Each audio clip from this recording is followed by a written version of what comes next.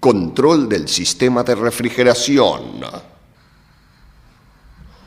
Una vez armado todo el conjunto del permutador térmico, filtro de aceite, luego de haber limpiado lo mejor posible todo el sistema de refrigeración, hemos trasladado la unidad a un taller especialista en sistemas de refrigeración para efectuar una serie de controles.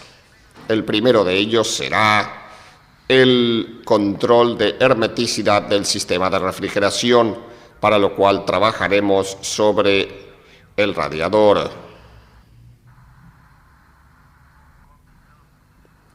Procedemos entonces a desmontar con cautela el tapón del radiador. Debemos recordar que es un sistema a presión, en este caso el motor no está muy caliente, por lo cual al llevar a la posición de descarga de la presión no vemos ningún escape de vapor. Esto nos garantiza que no hay demasiada temperatura. Quitamos el tapón.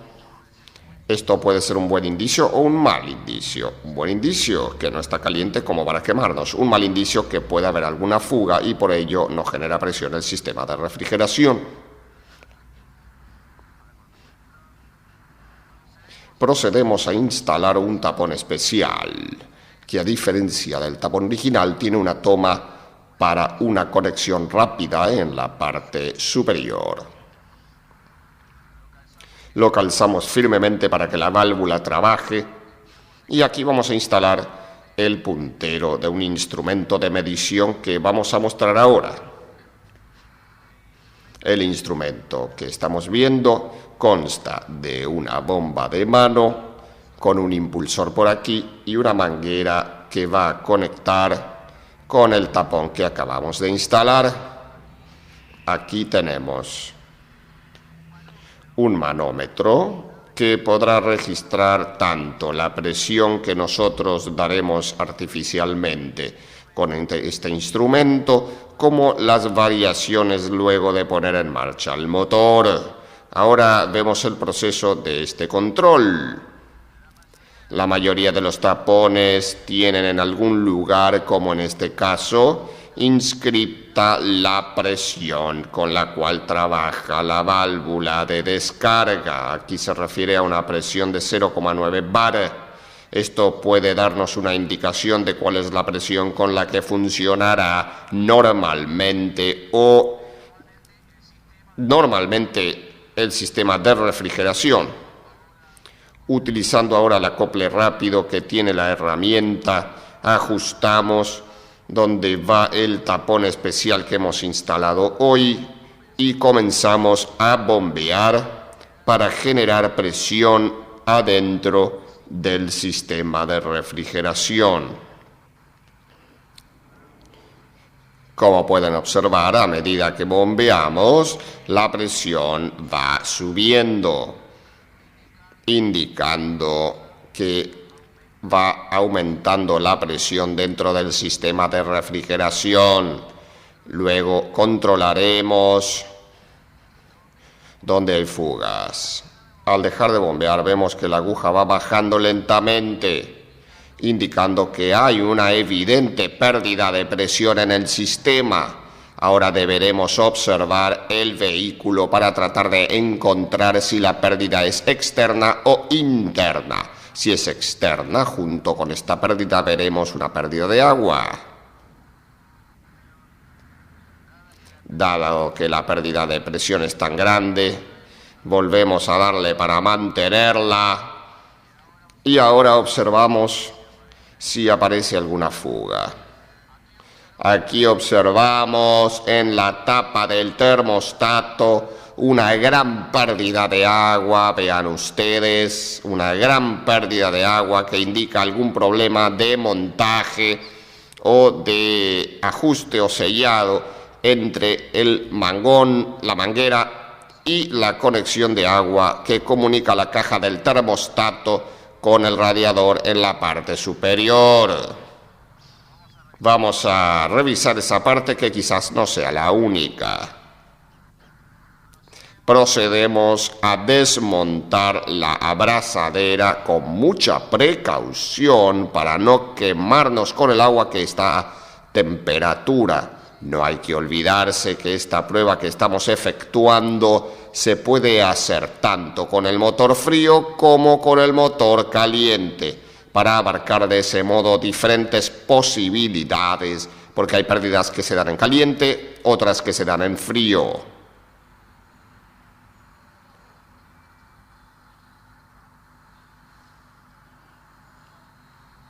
Aquí el mangón se encuentra muy flojo y tal vez esta abrazadera no ejercía la presión suficiente, y aquí se puede apreciar incluso en la conexión de agua todas estas huellas que hay por aquí, que son justamente por el mal mantenimiento, corrosión. Si nosotros empleamos, por ejemplo, un fino destornillador, vemos que todo este material que se desprende es provocado por la corrosión, porque el sistema de refrigeración no usó el suficiente anticorrosivo. Lo que haremos ahora, si observamos que esto no está picado, es limpiarlo bien y armarlo con una abrazadera más poderosa. Si bien sería conveniente cambiar la manguera y tal vez esta pipa de agua o conexión, debido a que está bastante deteriorada por aquí, bastante corroída, a los efectos de seguir con la prueba para que puedan tener una idea de las pruebas que siguen a continuación, vamos a colocar apenas una abrazadera con el mismo mangón, una abrazadera nueva obviamente, en forma provisoria. Estamos colocando una abrazadera de cremallera y hemos ubicado una situación, el mangón más lejos de donde se ubicaba. Los motores se mueven sobre sus soportes y estos mangones tienen que tener siempre una longitud un poco mayor. Si el mangón queda muy ajustado o está muy duro, cosa que pasa a veces cuando los mangones se endurecen, se pueden hasta fisurar las conexiones de ese mangón en el radiador. Allí está bastante firme. Vamos a probar ahora nuevamente con la presión para ver si el sistema continúa perdiendo. Completamos de agua el radiador nuevamente. Volvemos a presionar el sistema hasta un valor de 1 bar. Y observamos ahora el comportamiento, a ver si aparece alguna pérdida de agua en el circuito. No aparenta tener pérdida en este momento. Vamos a darle un poco más de presión al sistema. Como vemos, la aguja del manómetro no cae tan rápidamente como hoy caía, indicando que aparentemente no habría mayores pérdidas en el circuito. Esta prueba, como dijimos hoy, se puede hacer con el motor frío o con el motor caliente. Una pequeña oscilación de la aguja hay.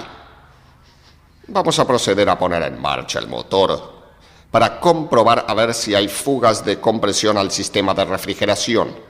Si los gases de expansión pasan al sistema de refrigeración, la aguja va a subir indicando justamente esa variante. Descargamos el sistema, operando para ello la válvula que ven aquí, y vamos a proceder ahora a poner en marcha el motor, presurizar el sistema y luego ver si la presión aumenta sin darle bomba, solamente por el hecho de estar el motor en marcha. Procedemos ahora entonces a poner en marcha el motor. Y ahora que está en marcha, vamos a dejarlo calentar un poco al motor para que se estabilice la marcha, ya que a pesar de que la aguja marca algo de temperatura, no está en la temperatura normal de funcionamiento. Y presurizaremos el sistema y veremos si el motor, ya sea moderando o acelerando, la aguja indica un pasaje de gases de expansión hacia el sistema de refrigeración. Bueno, comenzamos a presurizar el sistema. Observen ustedes. Y llegando cerca de la presión de trabajo, ahora vamos a controlar si la aguja aumenta, ya sea con el motor moderando o acelerado. Ahora procedemos a acelerar. Observen ustedes.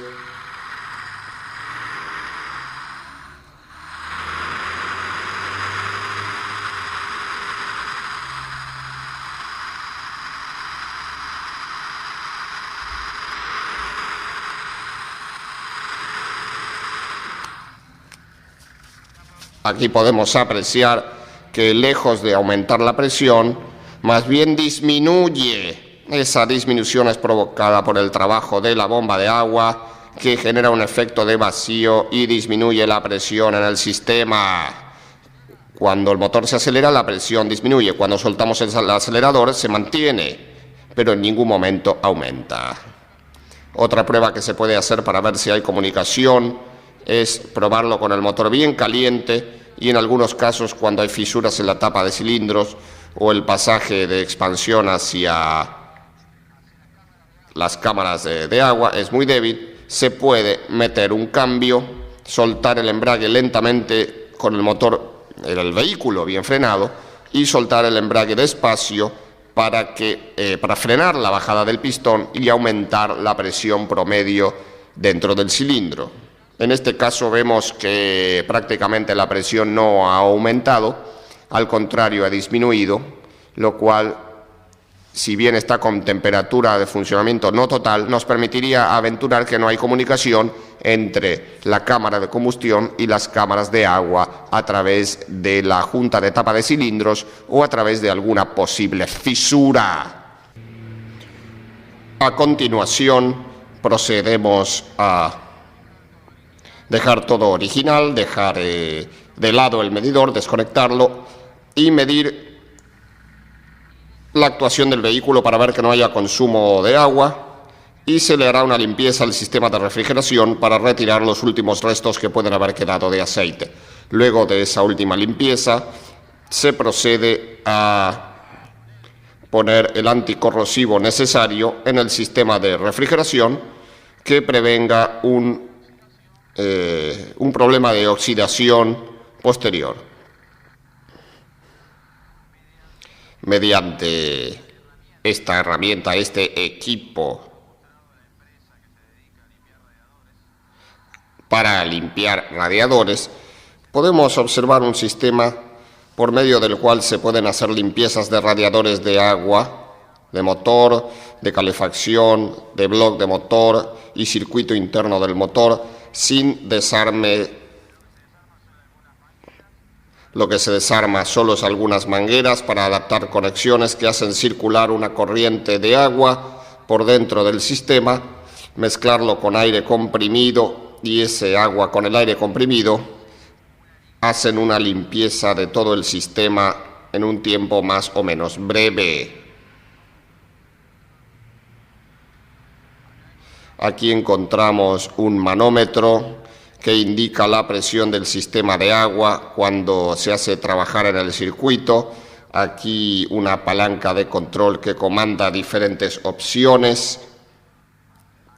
Por acá a la derecha tenemos otro manómetro que va a indicar la presión del aire para el circuito donde va el agua mezclada con el aire para facilitar la limpieza.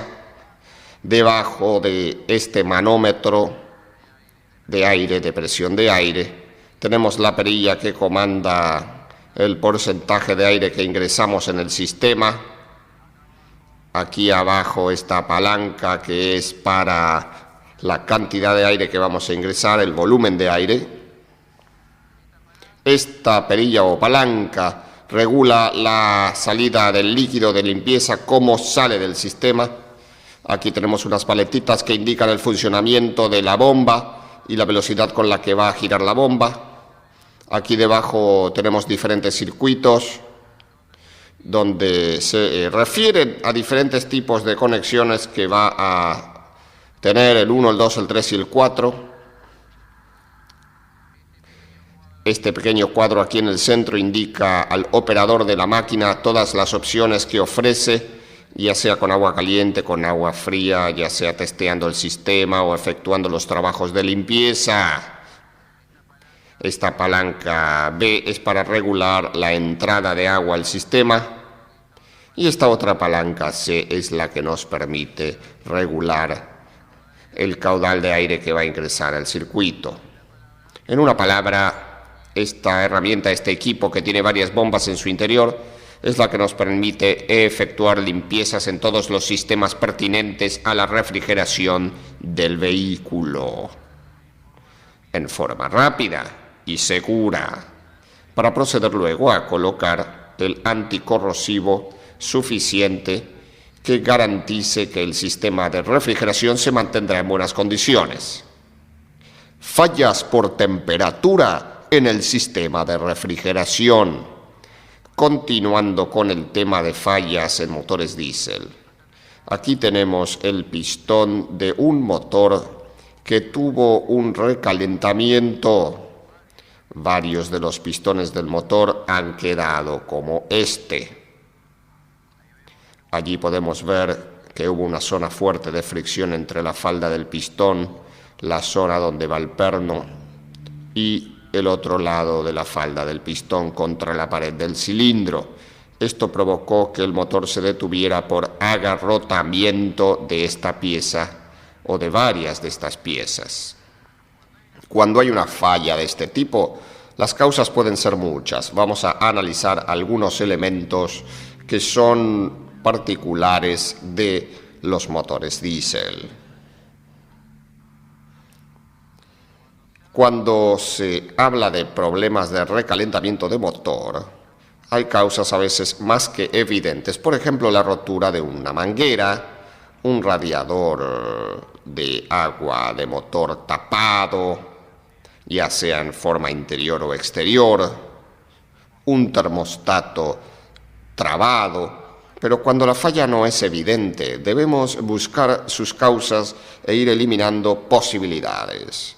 Aquí ustedes pueden apreciar un ventilador que va montado sobre lo que ya hemos mencionado en el curso, que es el embrague para ventilador de fluido viscoso.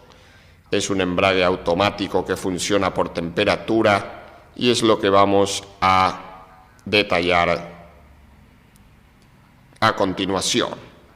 Aquí podemos apreciar que está montado en el mismo eje de la bomba de agua del motor. Aquí tenemos la turbina de la bomba de agua.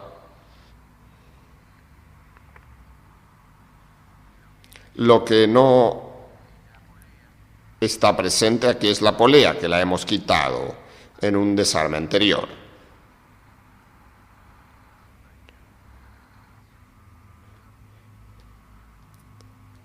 Una de las fallas que pueden ocurrir para que el motor recaliente es que el ventilador no gire a la velocidad necesaria, ya sea por un problema específico de recalentamiento o cuando se hace un trabajo general de reparación en el motor. Debemos inspeccionar esta pieza.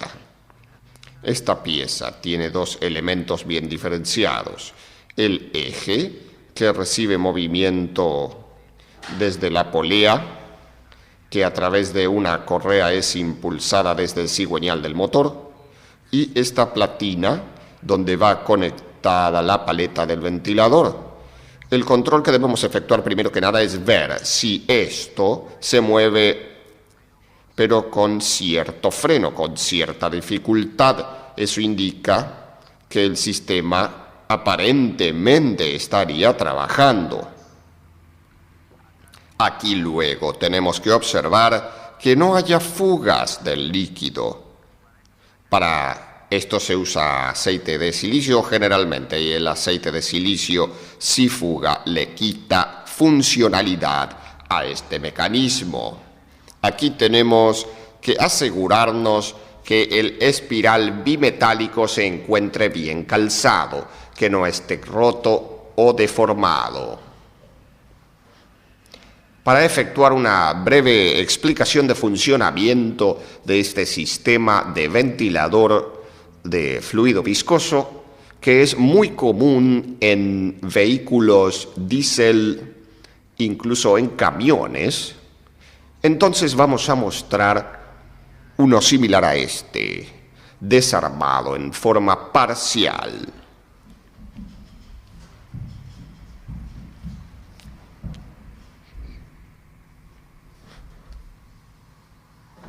A este elemento ya le hemos retirado las tuercas de fijación y ya previamente le hemos quitado el aceite de su interior.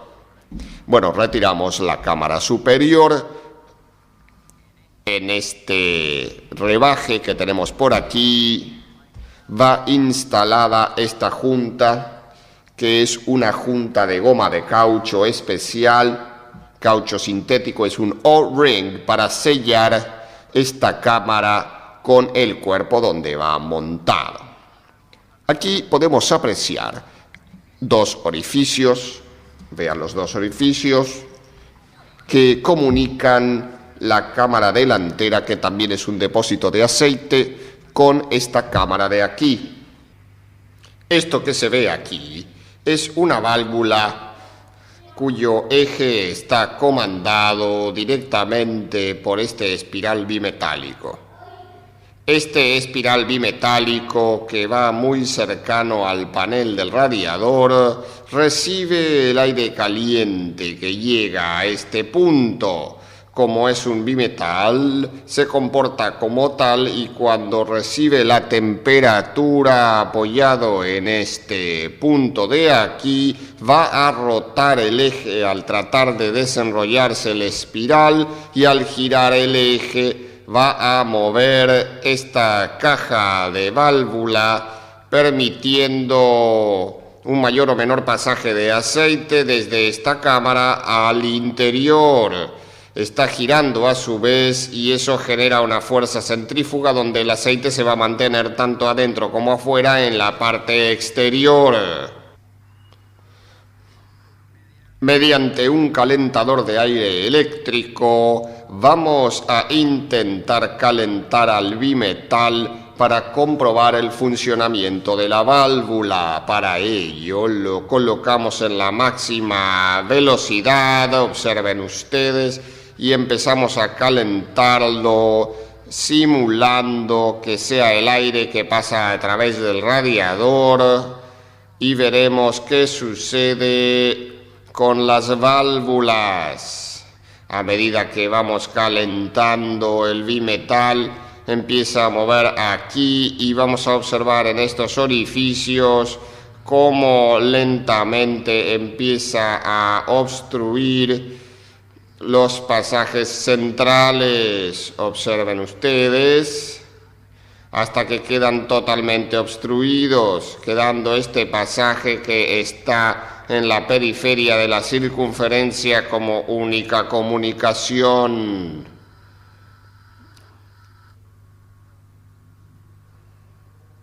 Vamos a mostrar ahora la otra mitad de este mecanismo, en este caso unido al eje de la bomba de agua, que recibe movimiento directamente del motor. Se desplaza esta rueda dentada, observen ustedes, que no es más que una bomba de aceite centrífuga. La capacidad de esta bomba para transmitir movimiento hacia la otra parte o hacia el cuerpo en el lugar donde se mueve, donde gira,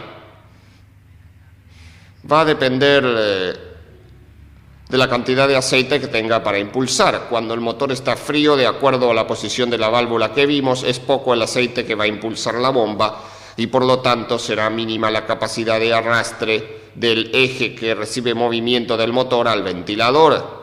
A medida que la temperatura en el radiador va aumentando, la entrada de aire aumenta, la temperatura en realidad aumenta, el bimetal que vimos hoy se empieza a girar, empieza a dilatarse, y eso aumenta la capacidad de bombeo de aceite o de fluido viscoso, como se le llama normalmente, y con eso hay mayor capacidad de arrastre.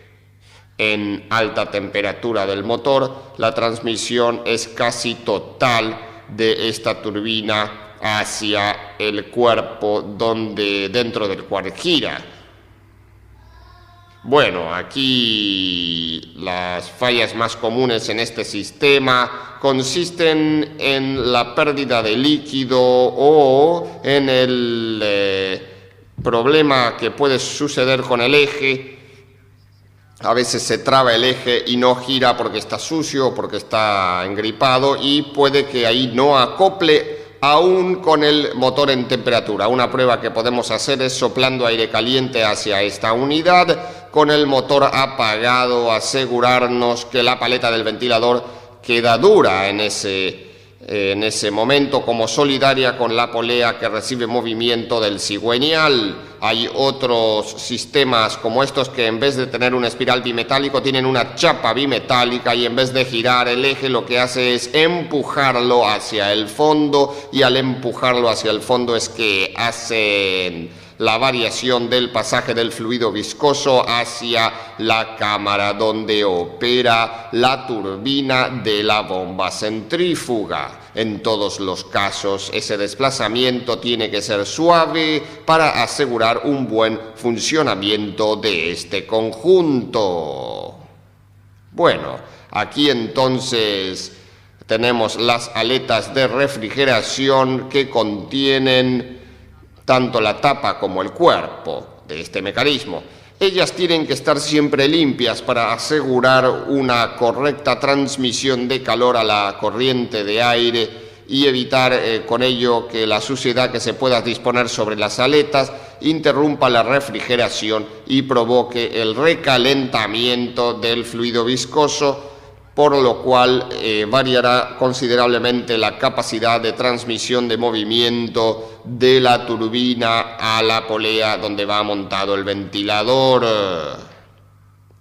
Bueno, aquí vemos otro elemento que suele traer muchos inconvenientes en los motores, y es el termostato o válvula termostática. Hay diferentes tipos de termostatos, como ya lo pueden saber. Y aquí tenemos un termostato de acción sencilla, observen ustedes, donde tiene una sola válvula que es la que está en la parte superior. Este es un termostato que tiene posición. Pueden ver aquí un pequeño orificio con una bolilla que es para purgar el aire del sistema y evitar que las burbujas de aire se acumulen por aquí y anulen el contacto de la cera térmica o el elemento dilatable con el agua. Ese termostato se coloca con este orificio hacia abajo, así, y el aire se va a acumular por aquí y no podrá escapar. O sea que ya el montaje es importante de estas piezas. Aquí se puede ver una flechita que indica la posición de montaje. Aquí podemos apreciar la flecha junto al orificio, donde se encuentra el elemento que nos va a mantener limpio este orificio por medio del giro de esa piecita que señalamos. Este otro termostato, mediante esta flecha, señala en qué posición va instalado. Esta flecha tiene que señalar hacia la parte superior del motor.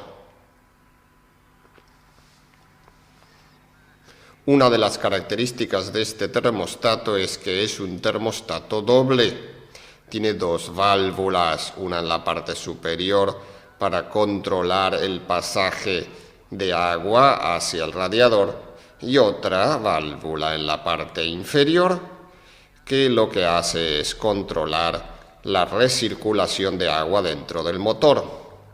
Aquí en la parte inferior tenemos una serie de inscripciones dentro de las que se encuentra la temperatura a la que el termostato deberá abrir y vamos a explicar cómo se controla este elemento tan importante del cual depende la vida del motor.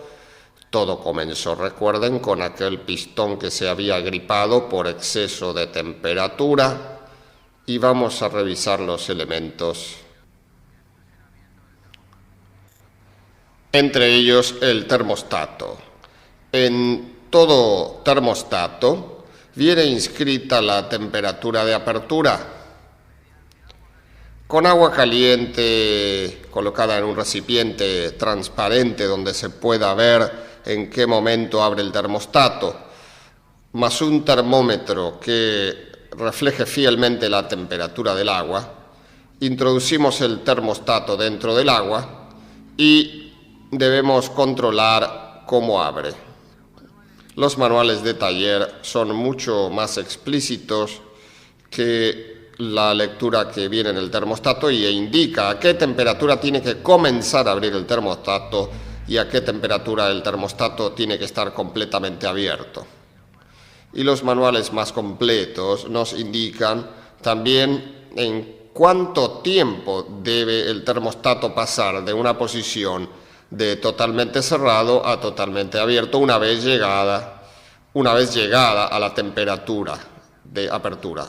Otros elementos que pueden fallar son los termocontactos que permiten el funcionamiento de los ventiladores de tipo eléctrico, o sea, los motores con ventilador eléctrico o aquellos ventiladores que tienen un comando donde el acoplamiento se efectúa por aire comprimido, pero en los que el control de ese pasaje de aire comprimido también es eléctrico. En este caso tenemos un termocontacto de dos contactos cuando el agua del motor o la que se encuentra en el radiador, el fluido refrigerante, hace desplazar un elemento muy sensible a la dilatación que se encuentra aquí adentro, hace contacto entre esos dos puntos